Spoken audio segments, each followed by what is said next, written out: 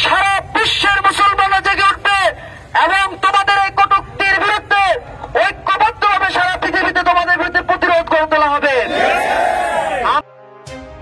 মহানবী হযরত মুহাম্মদ সাল্লাল্লাহু আলাইহি ওয়াসাল্লামকে নিয়ে ভারতীয় পুরোহিতের কটূক্তির ঘটনার প্রতিবাদে জুম্মার নামাজ শেষে কবি নজরুল সরকারি কলেজের শিক্ষার্থীদের প্রতিবাদ মিছিল অনুষ্ঠিত হয়েছে।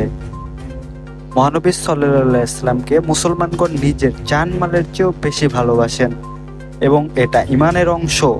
সারা বিশ্বে নবীকে নিয়ে যারা অপমান করবে তাদের বিরুদ্ধে মুসলমানরা প্রতিবাদ করেই যাবে। প্রয়োজনে নবীর মান ও ইজ্জত রক্ষায় মুসলমানরা নিজের জীবন অকাতরে বিলিয়ে দিতে সব সময় প্রস্তুত।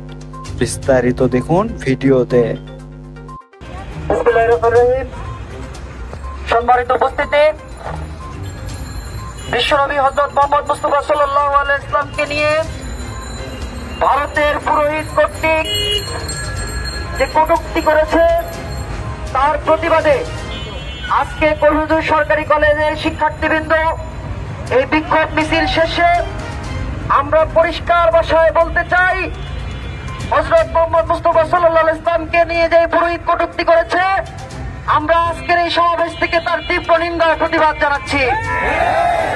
একই সাথে আমরা কসাই মোদীকে বলতে চাই, হযরত মুহাম্মদ মুস্তাফা সাল্লাল্লাহু আলাইহি ওয়াসাল্লামকে নিয়ে বারবার তোমরা যে দুঃসাহস দেখাচ্ছ কটূক্তি করার, সারা বিশ্বের মুসলমানদের হৃদয়ে যে আঘাত করেছো তোমরা, সেই আঘাতের প্রতিধ্বনি সারা বিশ্বের মুসলমানরা জেগে উঠবে এবং তোমাদের এই কটূক্তির বিরুদ্ধে ঐক্যবদ্ধভাবে সারা পৃথিবীতে তোমাদের বিরুদ্ধে প্রতিরোধ করে তোলা হবে।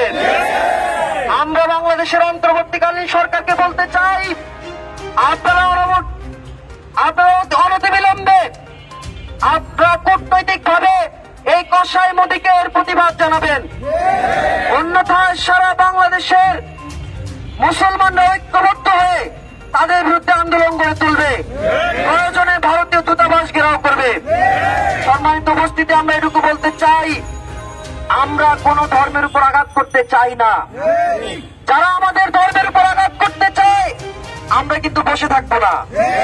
বারবার এই দুঃসাহস দেখানো হচ্ছে, আমাদের নবীর উপর কটূক্তি করা হচ্ছে, আমাদের ধর্মকে নিয়ে কটূক্তি করা হচ্ছে। ধৈর্যের বাঁধ যদি ভেঙে যায় তাহলে কিন্তু তার পরিণতি ভালো হবে না।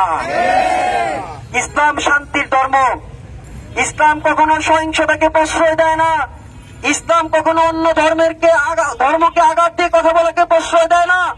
কিন্তু ইসলামকে আঘাত করে কথা বলবেন আর আমরা মুসলমান দাবি করব, আমরা ঘরে বসে থাকবো, এটা হতে পারে না। আমরা মুসলমান, আমরা কোনো কিছুকে ভয় পাই না। আমরা যদি ভয় পাই এক আল্লাহকে ভয় পাই, এর বাইরে আমরা কাউকে ভয় পাই না।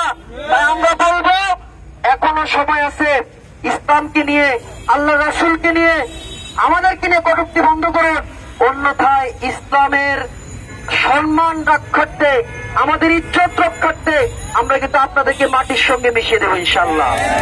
সর্বোপরি আজকে এখানে যারা উপস্থিত হয়েছেন এবং যারা আয়োজন করেছেন সবাইকে আমি ধন্যবাদ জানিয়ে আমার বক্তব্য শেষ করছি।